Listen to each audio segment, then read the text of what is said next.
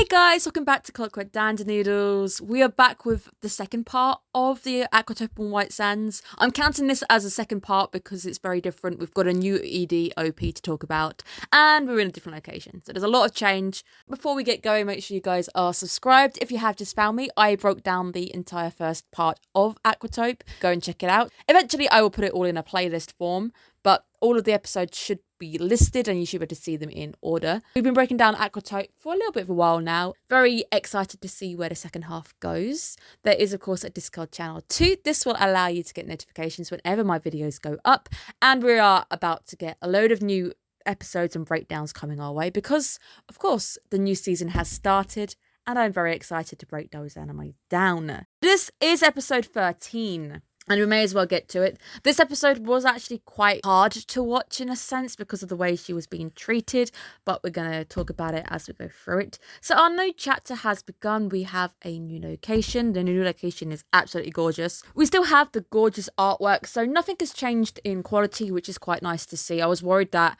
the quality would eventually drop with this anime, but it hasn't. The second part still looks absolutely gorgeous. The lighting is still absolutely fantastic.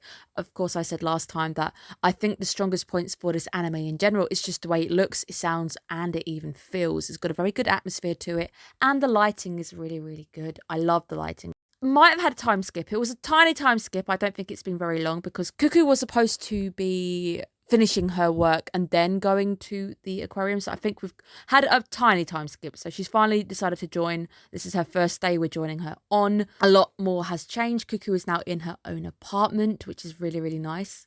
Initially, she does seem very, very motivated. And we have most of our team back with us, which is quite nice. So Kai has actually joined the team as well. We weren't sure if he was joining us, but all of our team is back together, but they are separated, which is quite sad. We have most of our faces the same, but of course we have our new additions. I did see the big teaser on the studio's feed. So after episode 12 had dropped, I saw the teaser, and what was quite interesting about the teaser picture for the next episode was Fuka was absent, and there was a lot of absent Fuka, so I started to panic that Fuka may not be in this bit, and we're actually just going to focus on the guys at Tingaara without Fuka being there. But it seems that was done on purpose, and of course the arrival at the end puts that into like rest. She's definitely going to be here, but it was very interesting that they chose to actually omit her. Let's talk about Cuckoo's new role, and I'm sad because it does actually feel like this has been done on purpose, that she's now in PR and marketing. Not really anything directly related to animals whatsoever. She's dealing with people, events, promo, stuff that we have seen her do. Obviously, she did that at the old aquarium. She was coming up with tours and working on the touch pools and things, so she knows how to do all this stuff. Her old role allowed her to hands-on in all of the departments. Obviously, in this new aquarium, it's massive, so she can't really do that. But it does feel like she's as far away from the animals as she could be. Let's talk about our new OP. The new OP is very, very upbeat, although we do see Cuckoo actually letting her sadder side show. We see her staring to the side, and there's a few moments in the OP where she's down with her head looking to the side, looking quite down and quite disheartened in a sense, which perhaps conveys the feeling that she really is trying to hide, or she's trying to keep to herself at the most. And because we then see her jumping to action and moving around a lot afterwards. Fuka is in the OP, so we see her feeding the penguins. Perhaps that is showing us that she definitely came back in the end, and that's where she's going to be. So it looks like Fuka will actually have a direct role with the animals. Perhaps she does get to be the attendant to the penguins. We obviously get our new faces, old faces, all mixed in with the OP, just giving us that busier feel. It's a very busy section. Again, the light is beautiful. The use of the light in this is just fantastic. Where we also get to see Cuckoo and Fuka living next door to one another, which again is just foreshadowing that she must have bought the second apartment next to them, because we can see them directly talking to one another, but there is a wall in the way. It does seem like we have this line between them. We are perhaps still overcoming something which is blocking the two from being direct. But it is a nice OP. I don't know if I like the OP more than the first OP just yet. It's going to grow on me. I'm always like this when I see a new OP or ED. I take a few plays of it to know if I like it or not. So Cuckoo isn't with the animals, and this is really going to set the feel for Cuckoo this episode as well, just the new role and Cuckoo's hesitations or even maybe resenting of the new role because she doesn't really get to do what she wants to do, and it seems that this role has been picked for her, and she also kind of gets bullied at the end as well. But we do get to see Karen in the new role as well. So Karen used to work with the hospital last we saw, and now she has finally got the job she wanted, and she's also working in marketing. So she's in the area but not quite, because this place is absolutely huge.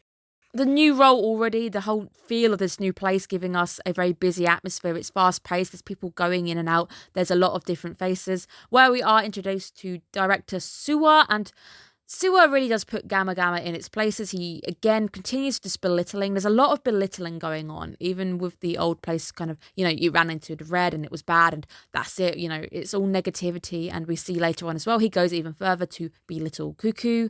Gamma Gamma is a thing of the past. That's it. Get off your high horse. All of this was really uncomfortable to watch, and it's just unprofessional. It really, even if Suwa wants to create the best aquarium in the world, you're not going to go about it by bullying people. So Cuckoo's first hurdle is she has a job she doesn't really want. Also get the bitch from the last episode. I'm going to rename her Snob because I don't want to be swearing too much. I'm giving her Snob. I don't really care about what her name was because I still don't like her. And even in this episode as well, I still really just don't like her.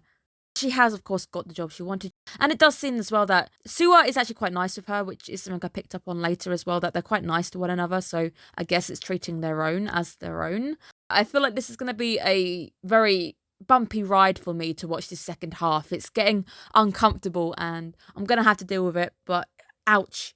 She's still looking down on people. What I'm getting with both Suwa and her is they're both looking constantly down on people, which is perhaps setting the tone for this next section. But we do get our tour and how beautiful the new location is. The tanks are gorgeous. The lighting is gorgeous. Everything looks amazing. I would definitely be in awe looking at this place as a visitor. Very beautiful. I like the setup as well with the different walkways and how interactive it all feels. As Cuckoo says, it feels like you're now in the ocean. So Cuckoo's new world is overwhelming to her. But there is no drop in quality. Everything still looks the same. The lighting is fantastic. I really did like the way that this entire episode presented itself. So it definitely gives me hope that it's at least going to look the part. We are introduced to a new interesting character as well, with AG working with Kai on the fish team, which is quite good for Kai in the sense that he was a fisherman. He does have the knowledge with fish, and Edgy is an interesting character because he doesn't like humans, but he also has that doctorate there. But he does say something quite interesting a little bit later on, that the relations in this place are just rubbish, which is something that I'm definitely picking up on. We have our stricter rules, we are more professional, we have a different atmosphere entirely. All of our new characters are having to adjust. There's no more ice lollies in the freezer. It's not professional, you don't do it. The nice act is finally off because, of course, the Snob is above everybody. She's an old face, senior staff in that sense, where she gets to say, I'm not going to be nice anymore. And that's it. She's out with it and she doesn't hold back. It's quite a harsh section. And it just really feels horrible to watch. It's horrible to watch. Cuckoo is clearly already, she's not adjusting very well. She doesn't like her new role. She's been given a role she doesn't really want to do. Having this person being belittled by your director and being belittled by the people around you who are now senior is just not a nice feeling. And it really did feel intentional. It feels like the new role, the fact that she doesn't get the role she really wants, it really does feel intentional. And I know the director is someone who says he gave it to her, but it also kind of feels like Gramps may have had a few words with this guy to do this. And again, if that is the case, really not liking it, Gramps, because I wasn't keen on the way he taught her last time. And again, it does feel like keeping her away from it is there to teach her a lesson, but it's a really harsh way of teaching someone, and I don't like it. We do get that tiny nugget of gold that Cuckoo changed people's hearts, and there are a lot of people who have joined the aquarium who never had an intention of working with the aquarium, but they've come here because Cuckoo has changed their hearts and she has allowed them to do so. We do see Cuckoo shining in the sense that she's able to start trying to take on an impromptu event. Obviously, we know she's used to this from the old aquarium, cobbling things together at the last minute, doing things last minute, dealing with it, picking up boxes just because she would do whatever. She just does the work she needs to.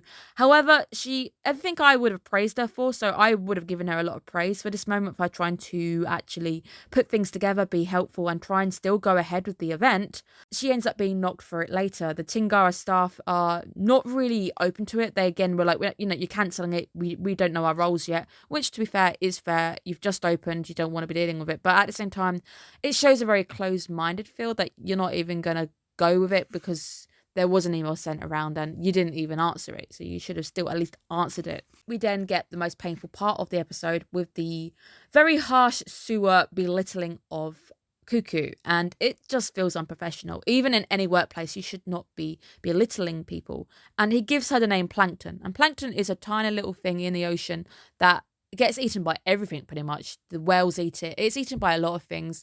Obviously, this can have a turnaround later where you say the plankton is so small, but it's very important because it supports everything. There's lots of animals that rely on the plankton to be able to live, to be able to survive, which is probably where they're going to go with it later. But for now, it just seems like he's just belittling her, saying you're nothing more than a tiny speck, a tiny little... They're celled organisms. I think they are organisms. But again, you're nothing more than a tiny shrimp. And it just feels really harsh because considering the fact that there were people who just didn't want to help her at all. The reason why he ends up cancelling it and it has to be cancelled is because people didn't want to help or didn't want to be helpful. If he was more concerned about this going ahead, he should have at least given her more ammunition to help, or they should have given them more time, or he should have been there to go, well, if this is going to go ahead, he could have helped do things. There's a lot of places where you see that this falls apart because she didn't have the help that she needed. So Cuckoo is having it rough this episode, and I really feel for her. It feels unfair. It feels horrible. We obviously get Airgie's line saying that they are really bad at their community spirit, like they're not good at relations with one another. And it does. It really feels an uncomfortable place to work. I really wouldn't really want to be working somewhere where the person above me is calling me names. That doesn't sound productive, and it doesn't sound very nice either. We do see Sewer being very nice to the snob, so they're nice to one another, and obviously she's like, I want to learn my job and I really want it, which again is a good attitude, but you just saw that with Cuckoo, who was trying to just get on with work and try and do the job at hand, and you knocked her down. We probably get the sad line from Cuckoo that she's going to have to put up the nastiness to do work that she just doesn't want to do. There's no positives in it. And I feel for her, I really do. I feel like she's had a very rough ride, even through the first half as well. Fuka's appearance, which was kept secret, is very, very nice. I'm so happy that it's there. She was skipped in the tease material, so I was really worried that we were just going to focus on just Cuckoo and not Fuka. But she's back, and I guess the idol thing is long gone. Long gone. We're not going to do any more of that whatsoever. Let's talk about the ED, because the ED, again, like the first ED, fantastic. There's a lot of symbology going on. The two are now on the bottom of the floor. This is the same place the first ED took place in. It's just colourless. The water has run dry. The girls are laying in the remnants of the water, and we have these very drab colours. This is clearly the reef that was seen in the first half, where the girls were floating and they were actually being supported by the things around them. They are now down. They're both on the floor. They're laying in the mud. It's brown. The reef in front of them also looks dead. It's not as bright as the first ED. Cuckoo is lying in the water. The water is just up to her elbows, which was a distant dream because her new role is as far away as you could be from the water as it could be. She's working in an office looking at a screen. She's barely having any interactions with the water. Both the girls are wearing the same white dress. The white colour is innocence. They are both very innocent. And I like the fact that it shows that they are the same. They are both lost at this point. They're both trying to find their way forward. Both are also looking up at the rock. The rock, obviously, this reef was the thing they were floating around in the first ED. They are both looking up together because they are looking forward. Both of them are curious and anxious about where their future may take them. And of course, forward is the future, it's ahead. The moon is full, showing that all the secrets are now out. This final section where the girls are walking towards the reef, the moon, and the deity is, of course, at the top. If you can squint enough, he is up there. So they are walking towards the future, whatever it may hold. And the moon is a very positive thing. The moon being out is positive. So it shows that there is hope. There is a light at the end of the tunnel, whatever it may be. It's a very clever ED. I like the ED more than the OP, which I think is what I said last time as well. I just like the way they do EDs because it's very symbolic. It's a very uncomfortable episode to watch. I really hope that things get better because I didn't like feeling uncomfortable. There were moments where I was like, I don't really want to be watching this, but we will see where we go. What are your thoughts on the new part PED and what do you think about the new aquarium as a whole? Thank you guys so much if you have joined me from the first part. Thank you so much. Let's continue breaking this down. Let's go towards the end. We are on the final 11 episodes now, so let's see what the rest of the story has to hold. Have a great day, guys. Make sure you're taking care of yourselves. Bye, guys.